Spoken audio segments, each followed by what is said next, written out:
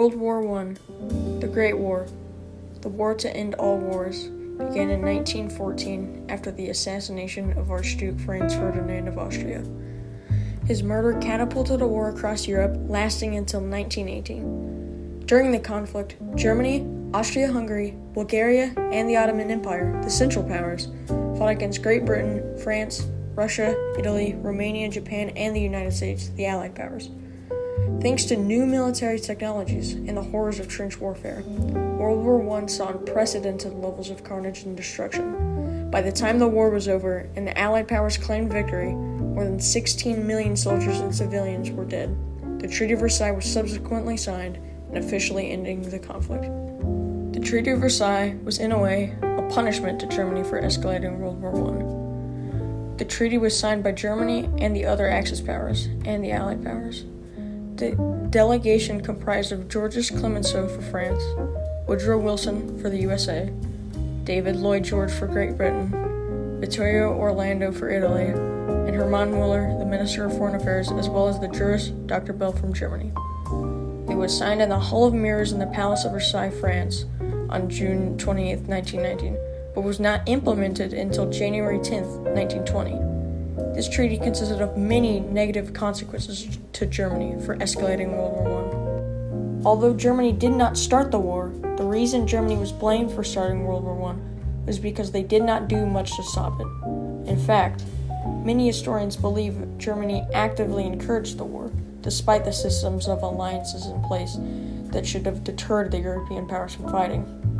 The Germans knew that if Austria invaded Serbia, the Russians would intervene on Serbia's behalf. Then Germany would have to come to Austria's aid. Germany also really desired a war with Russia to acquire new territory in the east, but could not justify war without more justification. Going to war to back its Austrian ally was more than enough, and Austria had a reason to go to war with Serbia.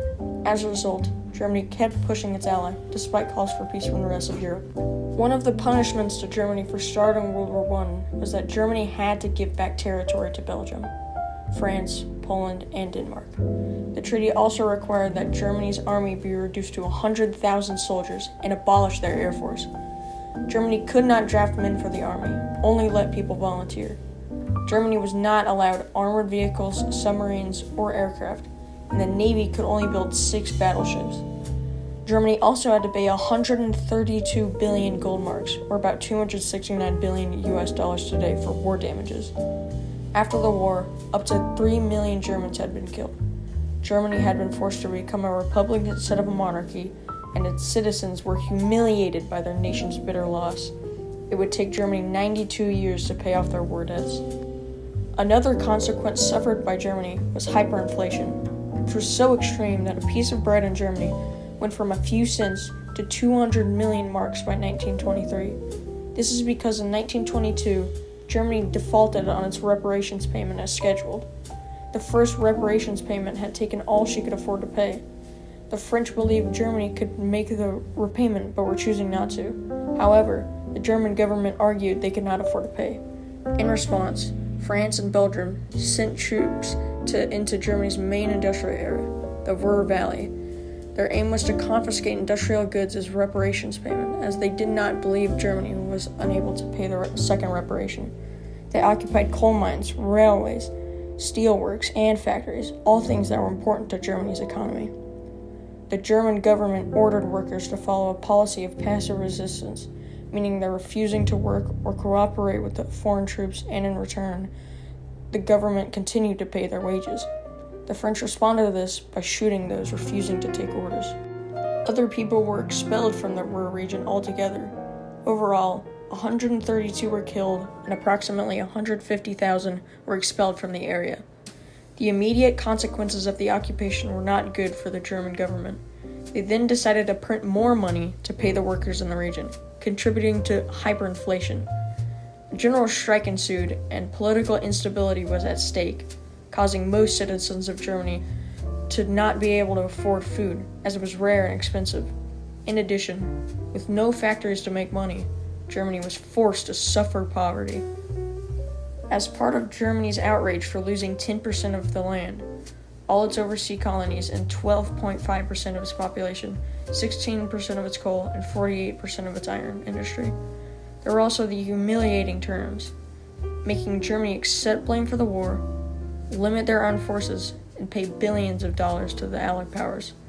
The Treaty of Versailles hit Germany with a heavy blow enough to cause resentment. However, it left Germany strong enough to seek revenge. This is why some people say the Treaty of Versailles helped spark World War II, as many believe it made the people of Germany want to seek revenge on the world. Some historians believe that the peacemakers did the best job they could, given the difficult circumstances they were in. Other historians believe the treaty was a diplomatic failure, disastrous half-measure. No one knew how to punish Germany fairly, since Germany had affected everyone in different ways. For example, in the United States, reactions to the treaty were generally negative. Many Americans felt that the treaty was unfair to Germany. More importantly, they felt that Britain and France were making themselves rich at Germany's expense, and that America should not be helping them do this. This was really not the case, but many Americans believed it. Reactions in France were mixed. There were celebrations that the war was definitely over. People approved of the reparations that Germany had to pay. They also liked the fact that Germany's borders with France, the Rhineland, would be demilitarized. This meant Germany could not station any troops in the area. They appreciated that the coal mines of the Saar would bring prosperity to France instead of Germany. They also believed that the League of Nations would be a powerful force for peace. It would protect France if Germany recovered and tried to act aggressively again. However, there was a strong sense that Germany still threatened France. Many French people looked at the terrible cost of war and believed that France had suffered far more than Germany. Soon after the treaty, Clemenceau stood for election as president of France. He was outraged when other candidates stood against him. It was then that he realized how bitter many people were about the treaty. No one could come to a diplomatic agreement on the level of punishment, so the treaty left such a drastic impact on Germany that its effect carried well into the future.